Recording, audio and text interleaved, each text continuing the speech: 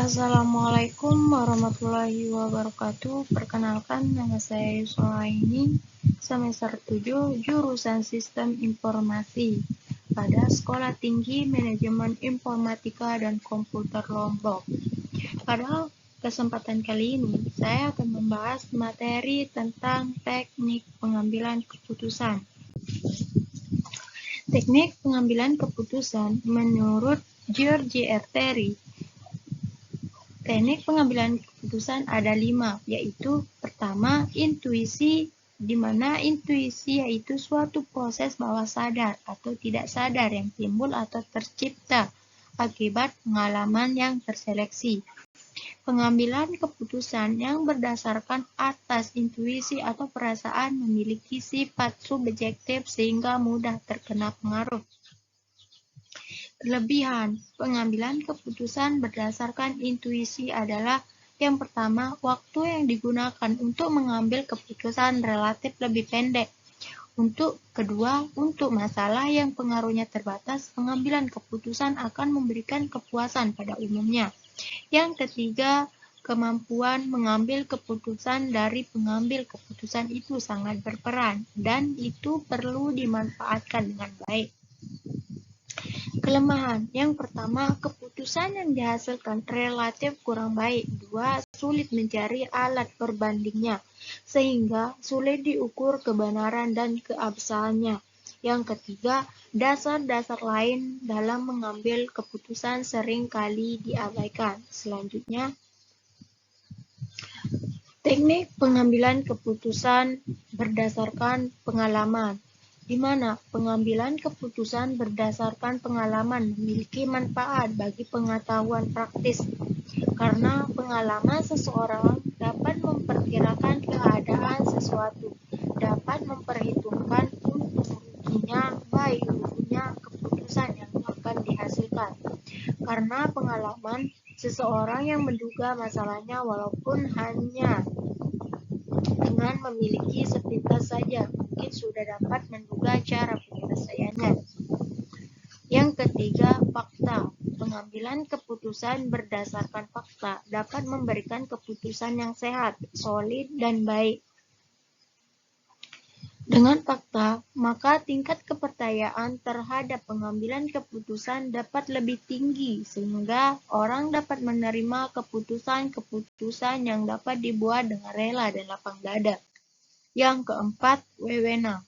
Pengambilan keputusan berdasarkan wewenang biasanya dilakukan oleh pimpinan terhadap bawahannya atau orang yang lebih tinggi kedudukannya kepada orang yang lebih rendah kedudukannya.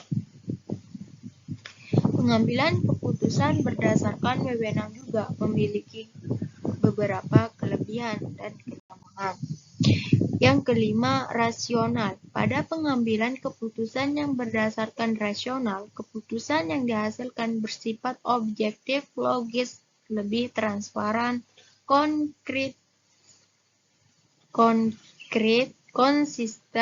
konsisten untuk memaksimumkan hasil atau nilai dalam batas kendala tertentu, sehingga dapat dikatakan mendekati kebenaran atau sesuai dengan apa yang diinginkan. Faktor-faktor yang mempengaruhi pengambilan keputusan. Yang pertama itu posisi atau kedudukan seseorang. Terdapat 2. Yang pertama letak posisi, yang kedua tingkatan posisi. Yang kedua, masalah. Masalah atau problem adalah apa yang menjadi penghalang untuk mencapai tujuan, yang merupakan penyimpangan dari apa yang diharapkan, direncanakan, atau dikehendaki, dan harus diselesaikan.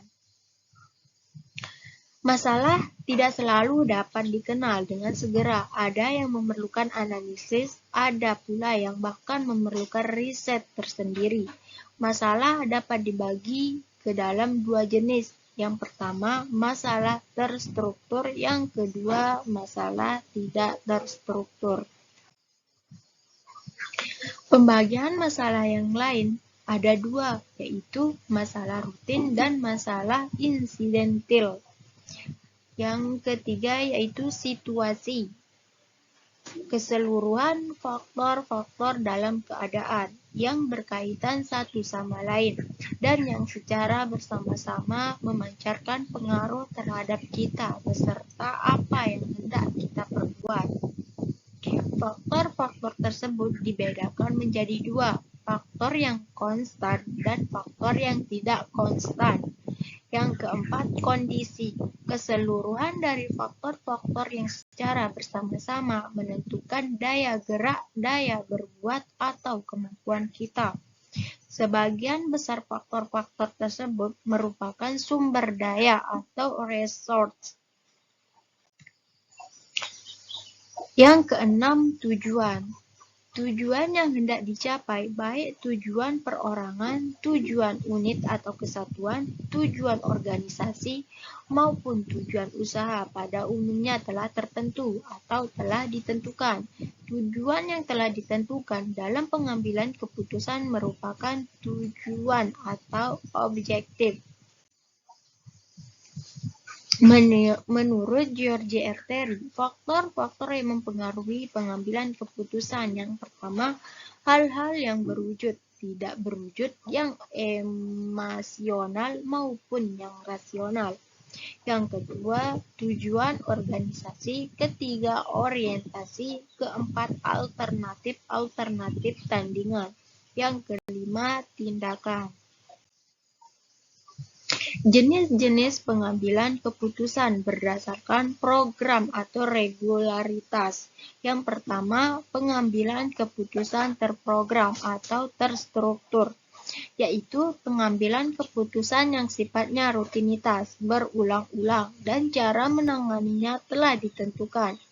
Pengambilan keputusan terprogram ini digunakan untuk menyelesaikan masalah yang terstruktur melalui pertama, prosedur, yaitu serangkaian langkah yang berhubungan dan berurutan yang harus diikuti oleh pengambil keputusan. Yang kedua, aturan, yaitu ketentuan yang mengatur apa yang harus dan apa yang tidak boleh dilakukan oleh pengambil keputusan. Yang ketiga, kebijakan, yaitu pedoman yang menentukan parameter untuk membuat keputusan. Contoh, seorang manajer pembelian menerima permintaan dari bagian akuntansi berupa 100 lemari arsip atau masalah rutin terstruktur. Dalam hal ini telah ada prosedur pengadaan untuk memenuhi permintaan tersebut. Selain itu, terdapat aturan bahwa jika nilai pembelian di atas 100 juta diperlukan tender.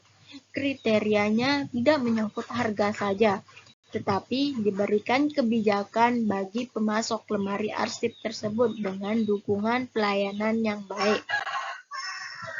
Yang kedua, pengambilan keputusan tidak terprogram atau tidak terstruktur adalah pengambilan keputusan yang tidak rutin dan sifatnya unik sehingga memerlukan pemecahan khusus. Contohnya, strategi pemasaran untuk produk baru sebagaimana yang dialami oleh IBM pada awal tahun 1980-an.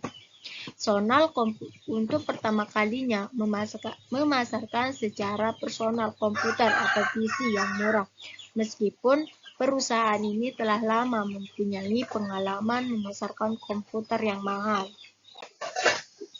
Jenis pengambilan keputusan selanjutnya yaitu pengambilan keputusan bertindak sebagai pemain dalam suatu permainan. Dan terakhir, teknik pemecahannya adalah menggunakan teori permainan. Terima kasih, mungkin itu saja materi tentang teknik pengambilan keputusan. Sebagaimana untuk menyelesaikan atau memenuhi tugas dari dosen saya, Pak Sofiansa Fadli, Eskom Mkom. Terima kasih, thanks for watching. Bye. Assalamualaikum warahmatullahi wabarakatuh.